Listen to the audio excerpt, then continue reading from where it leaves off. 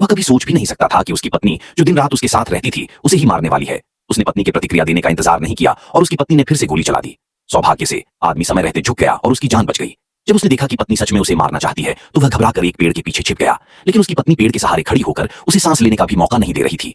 जल्दी में आदमी ने एक चाल चली और पत्नी से चिपक गया, लेकिन इस तरह ज्यादा देर तक काम नहीं चल सकता था। अचानक उसकी नजर जमीन पर पड़े एक नारियल पर पड़ी। उसने उसे उठाकर पेड़ से बाहर फेंक दिया। जैसे ही उसकी पत्नी का ध्यान नारियल की ओर गया, उसने मौके का फायदा उठाकर भागना शुरू कर दिया, लेकिन चाहे वह कितनी भी तेज दौड़ा, नारियल से आगे नहीं निकल पाया। उसने देखा कि उसकी पत्नी ऊंचा उछलकर पूरी ताकत से गोली चला रही है और वह गोली आदमी की पीठ की ओर जा रही थी। पहली गोली चलने की आवाज के साथ ही आदमी ने तेजी से एक तेज चमक पैदा की और पास में रखी लकड़ी की छड़ी उठा ली। सौभाग्य से वह सुरक्षित बच निकला।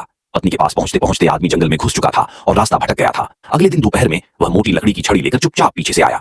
जैसे ही वह वार करने ही वाला था, जंगल में एक पक्षी की तेज आवाज गूंज उठी। उसकी पत्नी ने गुस्से से पीछे मुड़कर देखा और पलक झपकते ही आदमी को बगीचे के कोने में गिरा दिया। वह हिलने की हिम्मत भी नहीं कर पाया। सौभाग्य से पत्नी ने उसे पहचान नहीं लिया।